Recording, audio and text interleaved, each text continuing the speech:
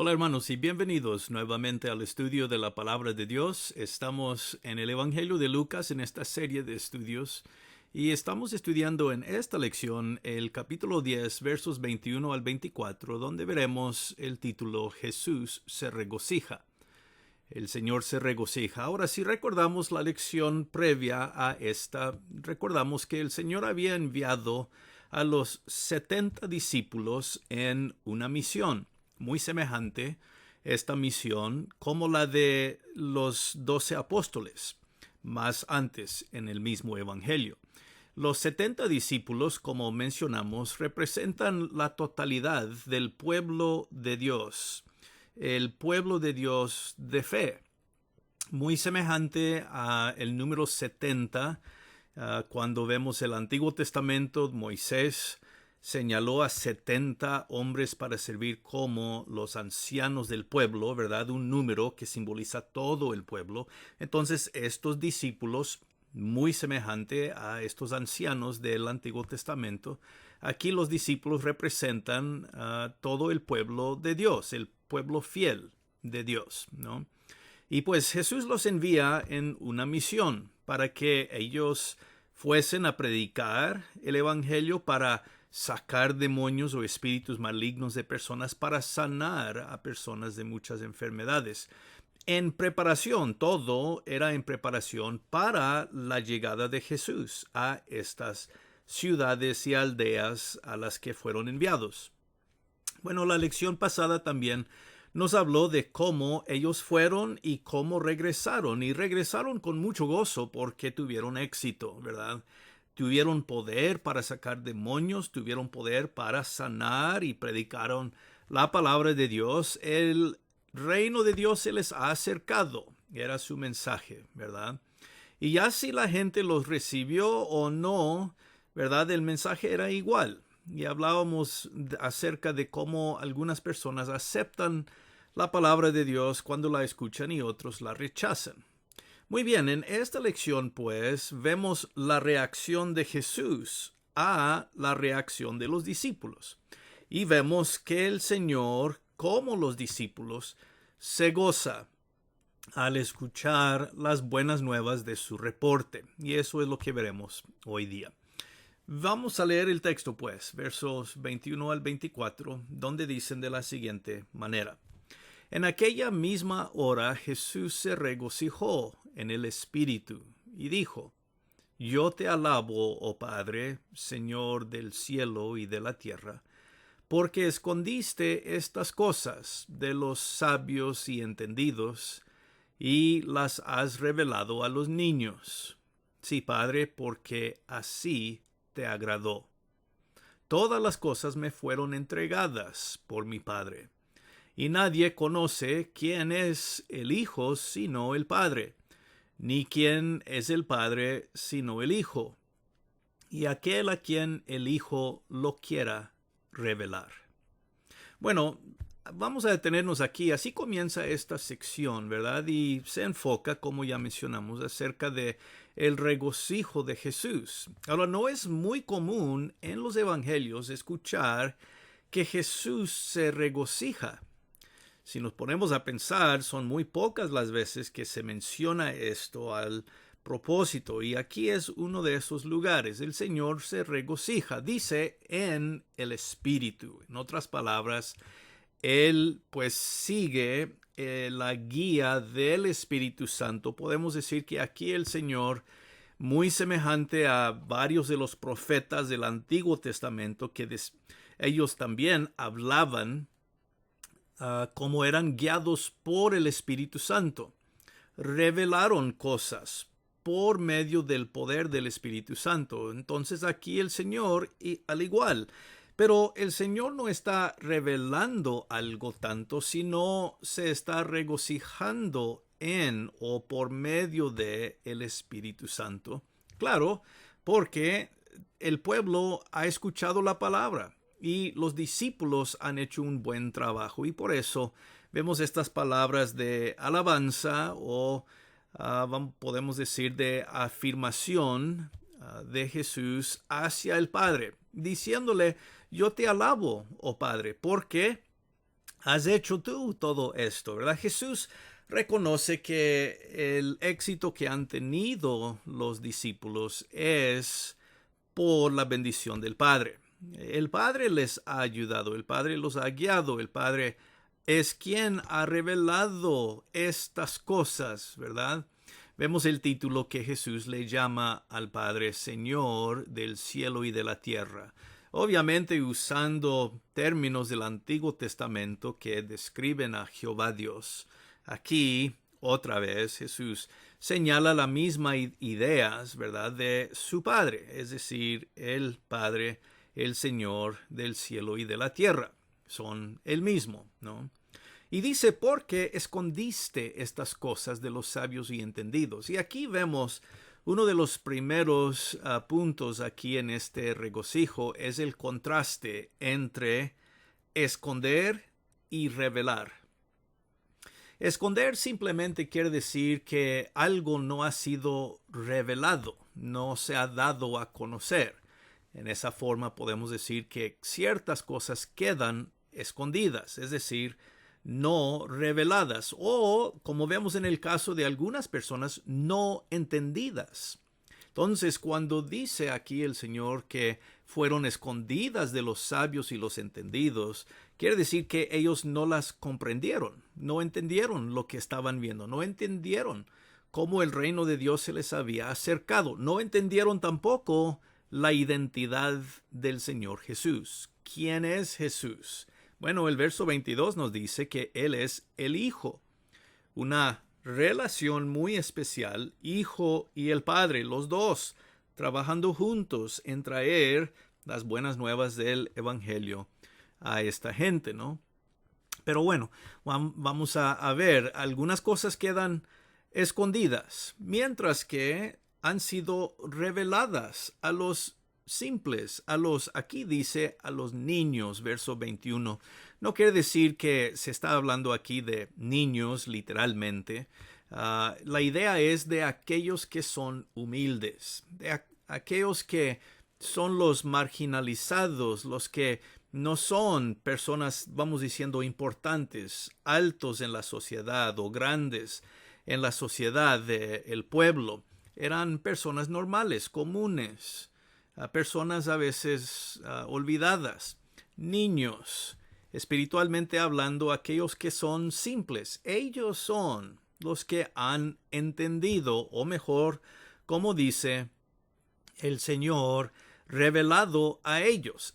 Ellos sí han entendido el Evangelio, han entendido quién es Jesús, mejor, ¿verdad?, que las personas poderosas de la sociedad. Entonces, el contraste es muy importante aquí. Algunas personas escuchan el Evangelio, oyen y aún miran los milagros de Jesús, los milagros de los discípulos, pero no comprenden, no entienden, no se les revela por medio de Dios, por medio del Espíritu, lo que están viendo, no entienden. Y esta es la primera parte, ¿verdad? Algunas personas no entienden el Evangelio, no captan que el reino de Dios se les ha acercado. Esto es algo que se hace solamente por revelación de Dios y algunos sí han escuchado y han entendido. Y dice finalmente en el verso 21, Jesús dice, sí, Padre, porque así te agradó. Este ha sido el plan de Dios, ¿verdad? La sabiduría de Dios, podemos decir. Revelar las cosas a las personas, pues, normales de la sociedad del pueblo. Esto es parte del plan de Dios. Bueno, el verso 22 sigue adelante, ¿verdad? Y aquí Jesús vemos algo de la cristología de Lucas, es decir, ¿quién es Jesucristo? Muy semejante las palabras aquí a lo que escuchamos repetidamente en el Evangelio de Juan. Cuando dice aquí Jesús, todas las cosas me fueron dadas, entregadas por mi Padre. Yo y el Padre estamos trabajando juntos, somos uno, estamos unidos en esto de traer el Evangelio, de revelar su mi gran misterio de traer el reino de Dios, el poder de Dios, ¿verdad? El Padre y el Hijo trabajan juntos en esto. Y por eso dice, todas las cosas me fueron entregadas. El Señor ya vemos y hemos visto en Lucas que tiene toda autoridad, tiene todo poder, tiene todo conocimiento, ¿verdad?, acerca de las cosas de Dios. Y pues Él afirma esto. Esta es la relación entre Padre y el Hijo. Y por eso dice, nadie conoce quién es el Hijo sino el Padre. El Padre conoce al Hijo. ¿Por qué? Porque el Padre lo envió. El Padre ha enviado al Hijo para traer esta buena nueva del reino de Dios. El Padre envió al Hijo, así como el Hijo ha enviado a estos discípulos. Y bien, si podemos añadir, ¿cómo somos enviados nosotros también hoy en día? Ya que somos discípulos del Señor, ¿verdad? Somos enviados, todos los discípulos de Jesús son enviados con una gran comisión de llevar adelante la palabra de Dios, de llevar adelante el reino de Dios. Entonces, este gozo de los 70, el gozo de Jesús, es algo, hermanos, que todavía continúa hoy en día, porque Jesús todavía envía a sus discípulos, nosotros, la iglesia de hoy, el reino de Dios. Y cuando nosotros vamos y anunciamos el Evangelio, cuando nosotros vamos y pues dejamos a la gente saber más acerca del reino de Dios, nosotros nos regocijamos en eso. Y más importante, Dios se regocija, el Señor se regocija, ¿verdad? Entonces, la relación aquí es muy importante entre Jesús y los discípulos, Jesús y nosotros como los discípulos de hoy, y la relación entre el Padre y el Hijo, que es única. Nadie más tiene esta relación. El Padre y el Hijo son únicos en esta comunión especial, podemos decir divina. Entonces nadie conoce al Hijo sino el Padre, en verdad, y de la otra forma, nadie conoce al Padre sino el Hijo. ¿Por qué? Porque una vez más el Hijo y el Padre gozan en esta comunión total, completa, divina. Entonces Jesús afirma, ¿verdad?, su relación especial con el Padre. Y como vemos la última parte del verso 22, el Hijo tiene el privilegio de revelarse a aquellos que están listos para escuchar, ¿verdad? Y cuando dice, y aquel a quien el Hijo lo quiera revelar. Entonces Jesús es quien revela, el Espíritu Santo revela la identidad de aquellos que son hijos de Dios, revela el reino de Dios y las buenas nuevas. Y todo depende de nosotros cómo la recibimos o de los seres humanos. La rechazamos por un lado o la aceptamos. Escuchamos o no escuchamos, ¿verdad? Esa es nuestra decisión. Bueno, entonces con esto vemos la frase que sigue en el verso 23. El Señor continúa, ¿verdad?, diciendo que ahora se vuelve para hablar con los discípulos por un momento, ¿verdad? Entonces la primera parte es Jesús hablando en general a todos los que están ahí, gozándose, alegrándose, alabando al Padre, ¿verdad? Todos están escuchando esto. Pero los discípulos, estos 70 quienes han regresado, tienen un poco más de información dirigido a ellos. Dice, volviéndose a los discípulos, verso 23, les dijo aparte, ¿verdad? Entonces esto es solo para ustedes. Bienaventurados los ojos que ven lo que vosotros veis, porque os digo que muchos profetas y reyes desearon ver lo que vosotros veis, y no lo vieron, y oír lo que oís, y no lo oyeron. Esta parte, pues, podemos decir que es la bendición que Jesús pronuncia específicamente sobre sus discípulos, estos 70 que fueron enviados y que han regresado, ¿verdad? Esta bendición es para ellos. La alabanza que vimos antes, ¿verdad? Y el Señor gozándose y podemos decir expresando gracias al Padre. Eso es dicho a los oídos de todos. Pero aquí para los discípulos esta bienaventuranza es especial, es para ellos solamente. Y Jesús dice, son bienaventurados, en verdad, porque ustedes están viendo cosas que otros querían ver, pero que no vieron. Los discípulos en este momento, en otras palabras, han gozado de una gran bendición. Ellos han visto el reino de Dios llegar. Ellos han visto al Hijo de Dios venir.